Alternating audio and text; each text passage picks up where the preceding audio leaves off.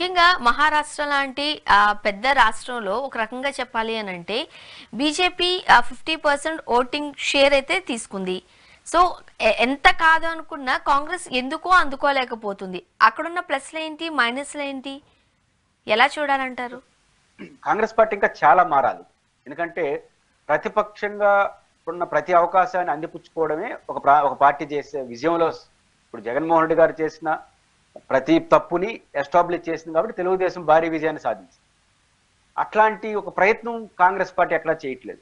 మీరు గమనంలో పెట్టుకుంటే కర్ణాటకలో కాంగ్రెస్ పార్టీ విజయం సాధించింది అసెంబ్లీ ఎలక్షన్లో.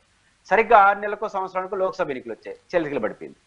మామూలుగా ఏం జరగాలి, ఒక రాష్ట్రం అధికారానికి వచ్చి 1 ఇయర్ తర్వాత ఇంకొక ఎన్నికలు జరిగితే బలం పుంజుకోవాలి, అంతే కదా, రాష్ట్రం మరింత బలం వస్తుంది, జూబ్లీడ్ అధికారం చేతిలో ఉంటుంది. ఒక 1 ఇయర్కే చేతులకు పడింది. తెలంగాణ తీసుకోండి, సగానికి సగం బీజేపీ గెలిచిపోయింది. అసెంబ్లీలో గెలిచిన తర్వాత మీరు చూడండి, టీఆర్ఎస్ పార్టీ ఫస్ట్ అసెంబ్లీలో గెలిచినప్పుడు బోటాబోటి మెజారిటీ గెలిచింది. ఆ తర్వాత రెండు ఎన్నికలు భారీ విజయాన్ని సాధించింది. కారణం ఏంటంటే అధికారం అదనపు యాడింగ్ అవుతుంది 1 ఇయర్ 2 ఇయర్స్కి. కానీ మనకు వచ్చేసరికి ఏమైంది, ఇక్కడ మన కాంగ్రెస్ తెలంగాణలో గెలిచిన తర్వాత అప్పుడే సగానికి సగం బీజేపీకి ఇచ్చేసింది. బీఆర్ఎస్ని ఓడించుండొచ్చు. అంటే తెలంగాణలో అదే సీన్. మీకు భారతదేశంలో మన 2019 ఎన్నికల్లో కూడా బీజేపీ ఢిల్లీలో రావడానికి కాంగ్రెసే కారణం. ఆడైతే కాంగ్రెస్ బీజేపీ ప్రధాన ప్రత్యర్థిగా ఉంటాడో ఆడే బీజేపీ గెలిచింది. తెలంగాణ, కర్ణాటక, అదేవిధంగా మధ్యప్రదేశ్, రాజస్థాన్, తర్వాత గుజరాత్ ఏకపక్షంగా కాంగ్రెస్ గెలిచింది, బీజేపీ గెలిచింది. కానీ ప్రాంతీయ పార్టీలు ఉన్నాయి కదా, టీఎంసీ పశ్చిమ బెంగాల్, అఖిలేష్ యాదవ్ ఉత్తరప్రదేశ్, మహారాష్ట్ర, మిగతా రాష్ట్రాలు ప్రాంతీయ పార్టీలు ఆడైతే డిఎంకే తమిళనాడు, ఎక్కడైతే ప్రాంతీయ పార్టీలు బలంగా ఉన్నాయో అక్కడ బీజేపీ నిలువరించబడింది. కాంగ్రెస్ ప్రత్యామ్నాయం అంటే కాంగ్రెస్ బలహీనతలే బీజేపీ అస్త్రంగా మారుతోంది. కాంగ్రెస్ పార్టీ ఇప్పుడు కూడా అట్ట రాష్ట్రాలకు ఇచ్చేస్తుంది, మళ్ళీ పట్టించుకోవట్లేదు. ఇప్పుడు తెలంగాణలో ఏకపక్షంగా ఎట్టబడతట్టు పోతా ఉంటే ఈ పట్టించుకోవాలి కదా, జాతీయ నాయకత్వం మందలించాలి కదా, అప్పుడే గ్రూపులు స్టార్ట్ అయినాయి. ఇప్పుడు ఆంధ్రప్రదేశ్లో మన మేడంకి, శర్మిలా మేడం గారికి ఇచ్చారు పిసిసి అధ్యక్షుడు. ఆమె ఏం చేస్తా ఉంది రాజకీయ, ఏ రోజు చూసినారా? ఆమె చెప్పిన విషయాలు తప్పు ఉప్పు పక్కన పెట్టండి. ఆంధ్రప్రదేశ్లో శర్మిల రాజకీయం ఏంది, రోజు జగన్ తిట్టడం. ఈ దమ్మిడి ప్రయోజనం ఉంటుందా కాంగ్రెస్ పార్టీకి? బాగుపడేదేనా కాంగ్రెస్ పార్టీ?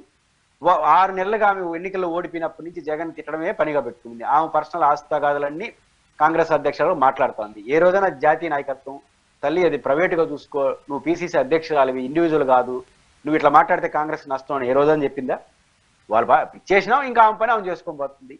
ఏమవుతుంది, ఇట్లాంటి కాంగ్రెస్ పార్టీ జాతీయ స్థాయిలో రాష్ట్రాలపైన సరైన కమాండింగ్ అని బాధ్యత లేకపోవడం వల్ల కాంగ్రెస్ బలహీనతలే బీజేపీకి వరంగా మారుతుంది. అండ్ ముఖ్యంగా ఆ రోజు జమ్మూ కాశ్మీర్లో అయినా కావచ్చు, లేకపోతే ఈ రోజు జార్ఖండ్లో అయినా ప్రాంతీయ పార్టీల హవాతోనే కాంగ్రెస్ కూటమి తెర మీదకి వస్తుంది తప్ప ఇండివిజువల్ గా కాంగ్రెస్ అనుకున్నంత మెజారిటీ కావచ్చు, అనుకున్నంత స్థానాలు కానీ గెలుచుకోలేకపోతుంది.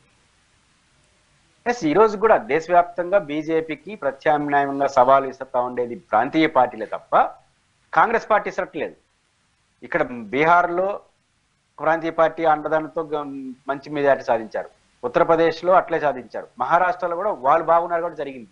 ఇప్పుడు శరద్ పవార్, ఉద్ధవ్ థాకరే వీక్ అయ్యేసరికి మొత్తం చేతికి పడుతున్నారు. జమ్మూ కాశ్మీర్లో మీరు చూశారు, కాంగ్రెస్ ప్రాంతీయ పార్టీ బలంగా. అదే హర్యానాలో 10 సంవత్సరాల తర్వాత ఎలక్షన్ జరిగింది, బీజేపీ అధికారంలో ఉండి, పైపచ్చి రైతు ఉద్యమానికి అది కేంద్రం, ఢిల్లీ పక్కనే ఉంది, ఓడిపోవడం కాంగ్రెస్ పార్టీ. మన కర్ణాటక, తెలంగాణలో జరిగే పరిణామాలు ఏంటి, ఆంధ్రప్రదేశ్ శర్మిలా గారి వ్యవహారం ఏంటి, ఇవన్నీ చూసినప్పుడు కాంగ్రెస్ పార్టీ ఖచ్చితంగా బీజేపీకి ప్రత్యామ్నాయంగా ఇంకా రాటుదేలాల్సిన అవసరం. దీనికి కారణం గెలిచిన చోట బాధ్యతగా పనిచేయించడం, ప్రతిపక్షంలో ఉన్న చోట బాధ్యతాయుతంగా పార్టీ నడపడంలో అధిష్టానం వరకు ఇంకా వైఫల్యం పాత వార్షలతో కొనసాగుతోంది. దీన్ని మారకపోతే అది బీజేపీకి అస్త్రంగా మారుతుంది. ప్రాంతీయ పార్టీలు తప్ప బీజేపీకి ప్రత్యామ్నాయం కాంగ్రెస్